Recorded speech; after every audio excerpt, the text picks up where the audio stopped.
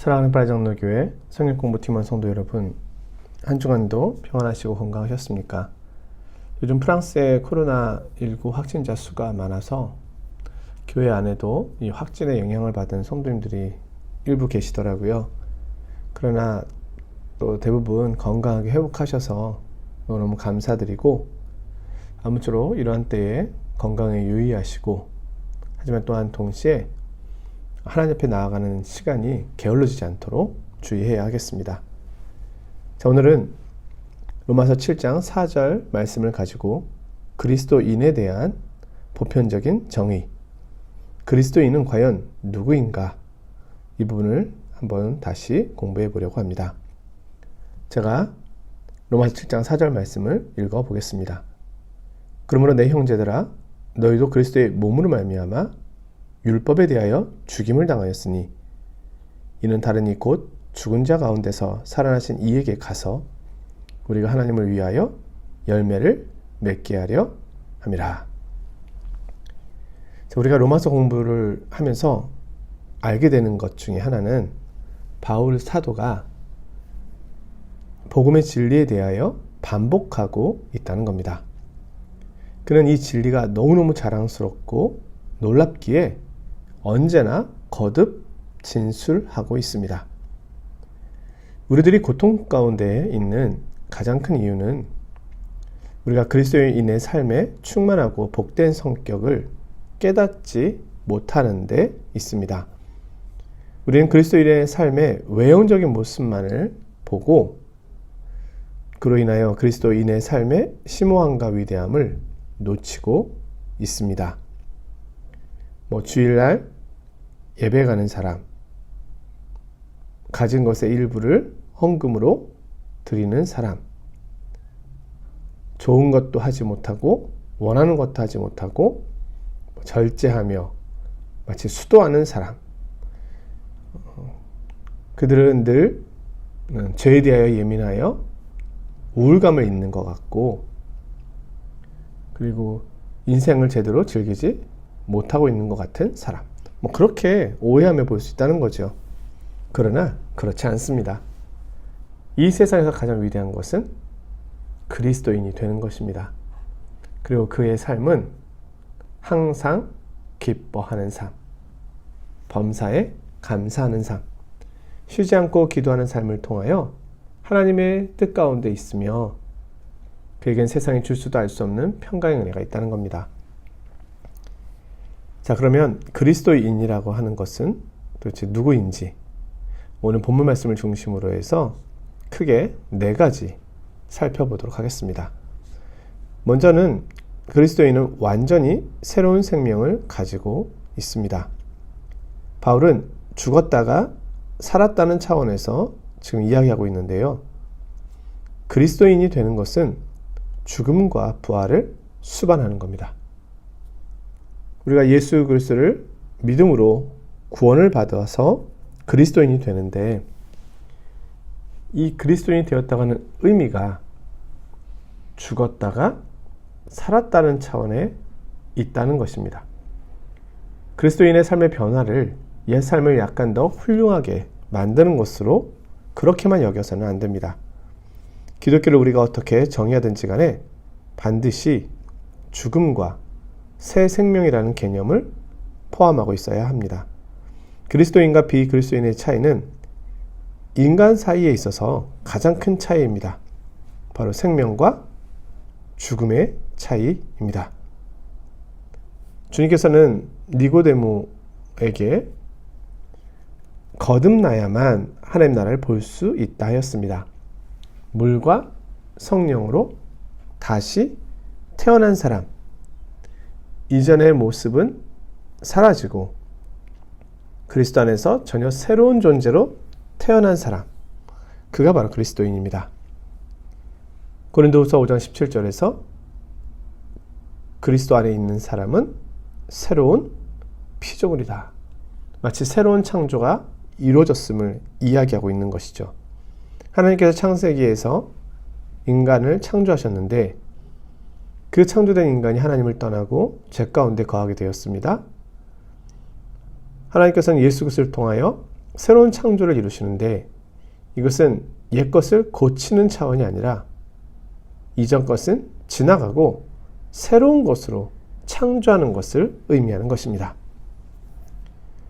그리스도인이 되는 것은 자연적인 것을 초월하는 영적인 변화입니다. 이제 우리는 하나님에 대하여 등을 주고 있었다면 이제 우리가 하나님을 향하여 가고 있으며 하나님의 뜻을 준행하고 있으며 그리고 그분과 함께 동행하고 있으며 죄와 어둠과 사탄을 멀리하고 있으며 하나님을 사모함으로 가고 있다는 겁니다. 자, 새 생명이 없는 일반 사람들에게 있어서는 예배가 가장 이 세상에서 지루하고 답답한 시간일 수 있습니다. 찬양하는 시간은 좋아할 수도 있습니다. 음악을 좋아할 수 있다면.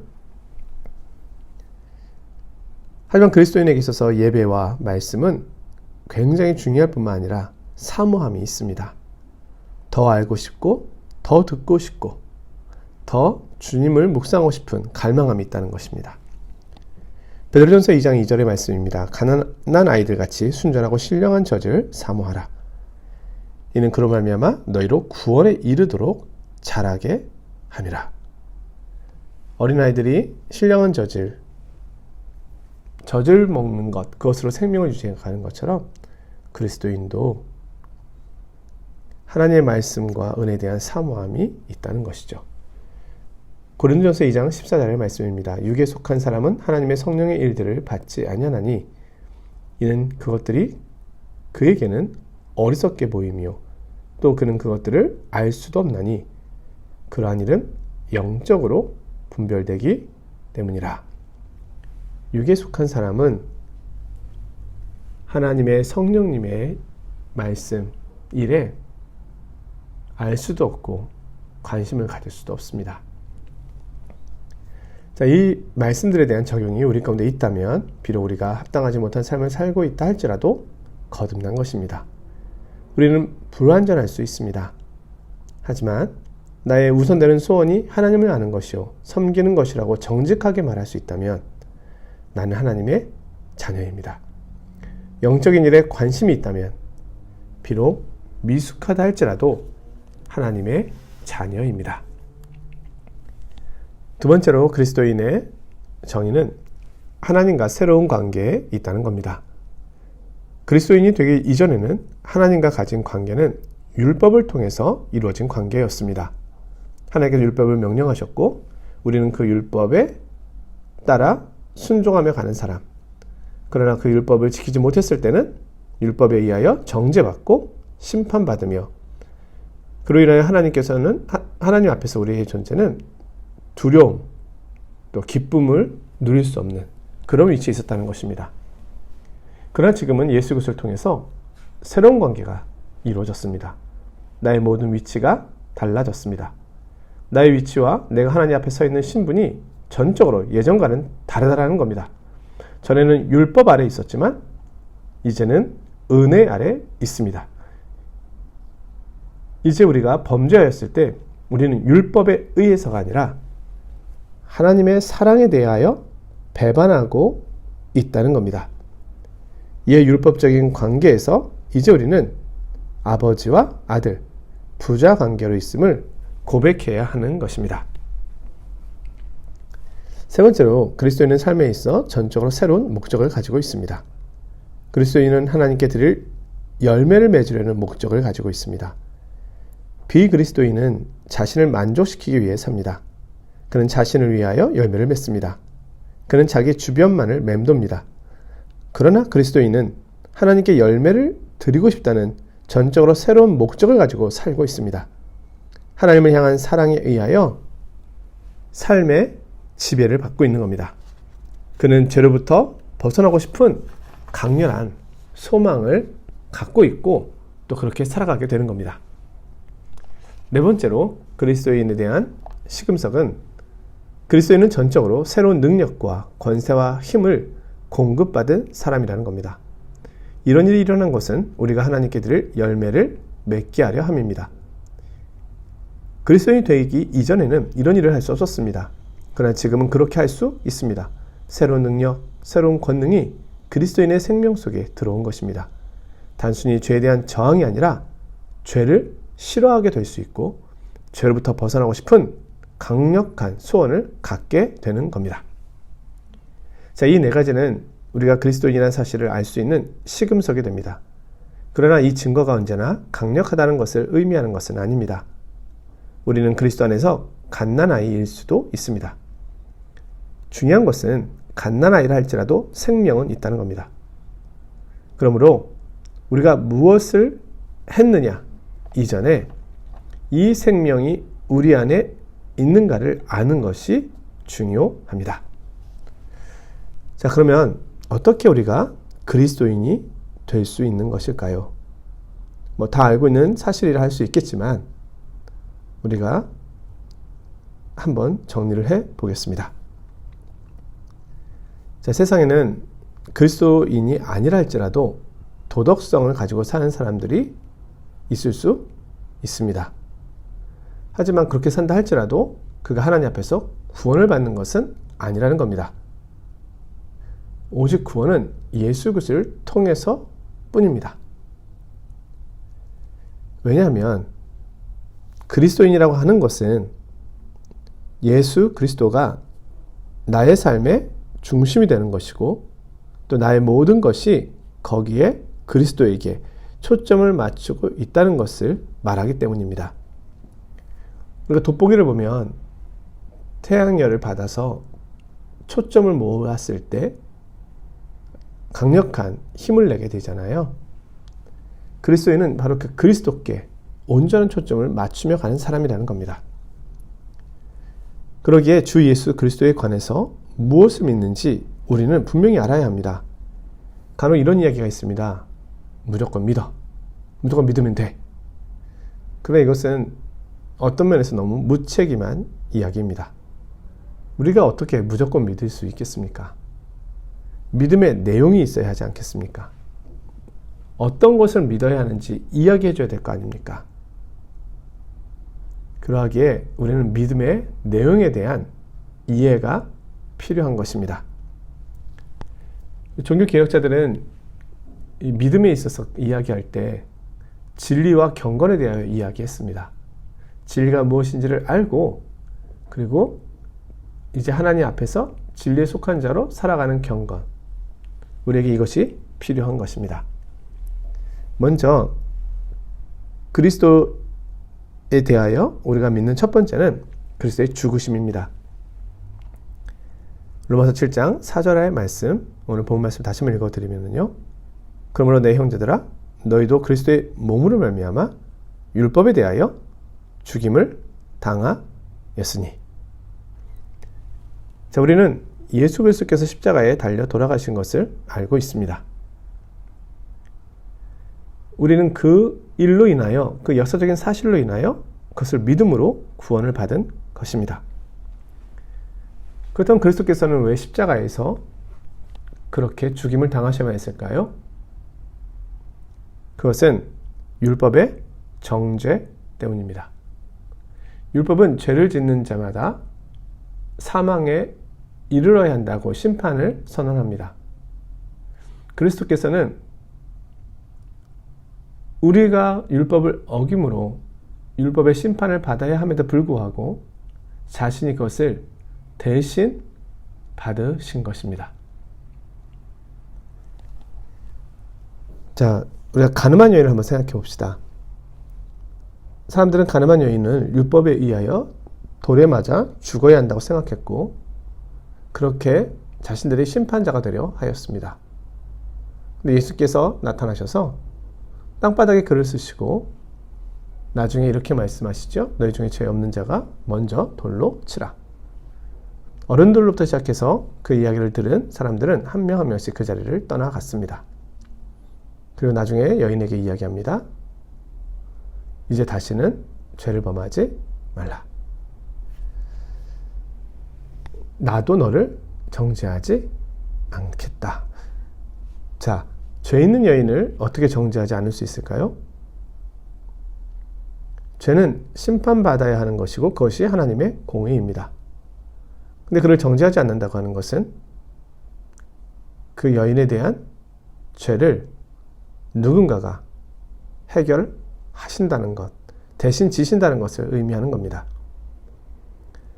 모든 사람은 죄인이기 때문에 죄를 대신 질 수가 없습니다. 그러나 죄 없으신 주님께서는 그 여인의 죄를 자신의 몸에 대신 지신 것입니다. 자, 세리마태를 한번 생각해 봅시다. 당시에 세리라고 하는 직업은 이 로마에 붙어서 이스라엘 백성들의 수고를 빨아먹는 아주 기생충과 같은 그런 존재로 여겨졌습니다. 그래서 사람들은 세리와 죄인들을 동일시했고 세리와 죄인들과는 함께 식사 자리에 참여하지 않았습니다. 근데 주님의 별명이 무엇입니까? 세리와 죄인의 친구였습니다. 주님께서는 마태를 부르셨습니다. 자, 마태에 대한 정죄가 이제 누구에게 갑니까? 사람들은 그리스도를 정죄합니다. 저가 세리와 죄인의 친구다. 저도 죄인이다.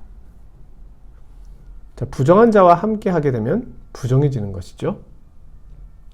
그러나 우리 주님은 그 사람의 부정을 자신의 정함으로 채우시고 그 사람의 부정함을 자신의 것으로 가져가셨습니다.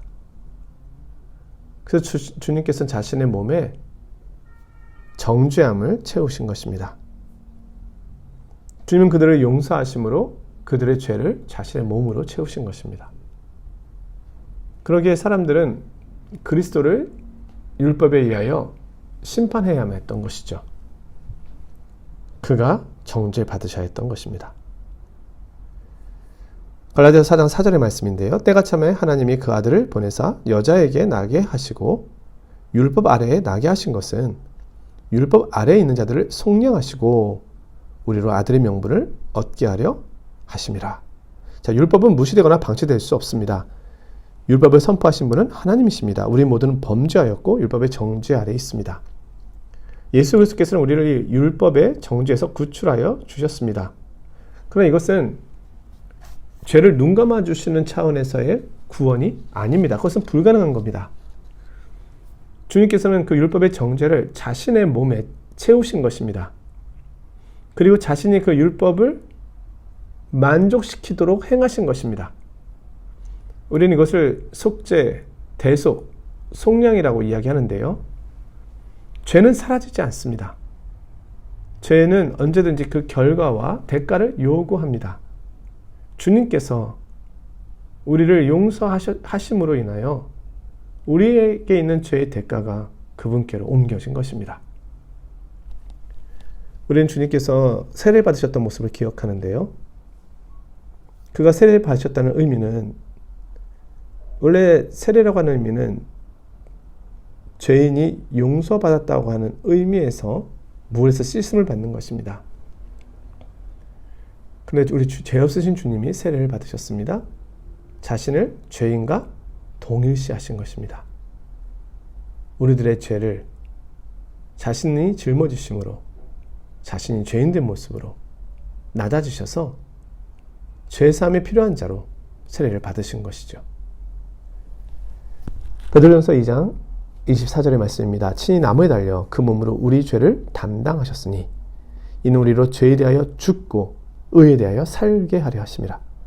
그가 채찍에 맞음으로 너희는 나음을 얻었나니. 십자가에 주님께 돌아가실 때 양옆에 강도가 있었는데요. 그 중에 한 강도는 그리스도를 믿음으로 낙원에 이르는 은혜를 입게 됩니다. 우리 주님은 강도와 같이 죽임을 당하셨습니다. 죄 없으신 분이 강도의 죄까지 끌어안으신 것입니다.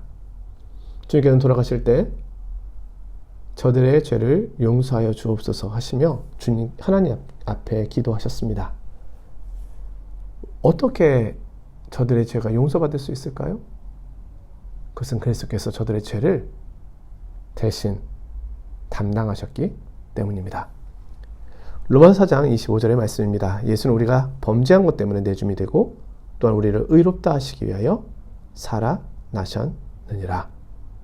아멘. 자, 두 번째로 우리가 그리스도인이 되는 것은 그리스도의 부활을 믿기 때문입니다. 우리는 죽음에만 머물러 있지 않습니다. 그리스도께서 십자가에 달려 돌아가시기만 한 것이 아닙니다. 그 다음 중요한 것은 부활입니다. 자, 오늘 본문 말씀을 다시 한번 읽어보면요. 이는 다르니 곧 죽은 자 가운데서 살아나신 이에게 가서 우리가 하나님을 위하여 열매를 맺게 하려 함이라. 자, 우리는 율법에 대하여 죽임을 당했습니다. 자, 율법이라고 하는 남편은 죽음으로 더 이상 우리는 율법과 관계를 맺고 있지 않습니다. 우리는 다른 이에게 시집갈 수 있는 것이죠. 이제 우리는 율법의 남편을 버리고 그에 대하여 죽음으로 인하여 그리스도에게 시집가는 위치에 있게 되었습니다. 예수님은 다시 살아나셨습니다. 로마서 4장 25절의 말씀입니다. 예수는 우리가 범죄한 것 때문에 내줌이 되고 또한 우리가 의롭다 하시기 위하여 살아나셨느니라. 자, 그리스도의 부활은 율법의 모든 요구를 행하셨습니다. 그렇죠? 율법의 정죄는 사망이잖아요. 그 사망의 심판을 행하셨습니다. 그런데 놀라운 것은 주님께 부활하셨다고 하는 것은 율법의 마지막 심판인 죽음까지도 이기셨다는 겁니다. 이것은 무엇을 의미합니까? 더 이상 심판이 없다라는 것을 의미하는 것이죠. 그리스도 예수 안에 있는 자에게는 결코 정죄함이 없나니. 로마서 8장 이 1절의 말씀이 바로 이 내용인 것입니다. 예수 그리스도께서는 우리에게 새로운 생명을 주시기 위하여 살아나셔야만 했습니다. 예수님은 우리를 하나님 앞에 데리고 가기 위하여 부활하셔야만 했던 것입니다. 율법을 완성하셨을 뿐만 아니라 율법을 정복하셨습니다. 그리고 이제 우리에게는 율법 아래에서의 삶이 아니라 율법의 정죄를 뛰어넘은 새로운 피조물로서의 삶을 허락하시기 위한 그 부활의 능력이 우리에게 덧입혀지게 된 것입니다. 오늘의 적용입니다. 우리가 그리스도인이 되는 것은 하나님의 아들에게 일어난 일 때문입니다. 우리는 그리스도의 죽으심과 부활을 통해 하나님 앞에 나아갈 수 있게 되었습니다. 그리고 그리스도께서는 언제나 살아계셔서 우리를 위하여 중재하고 계십니다. 말로 다 할 수 없는 은혜를 주신 하나님께 감사를 드립니다. 주님께 주신 새로운 생명으로 주님을 위하여 살아가시는 복된 삶이 되시기를 원합니다. 수고하셨습니다. 한 주간도 평안하시고 건강하십시오. 안녕히 계십시오.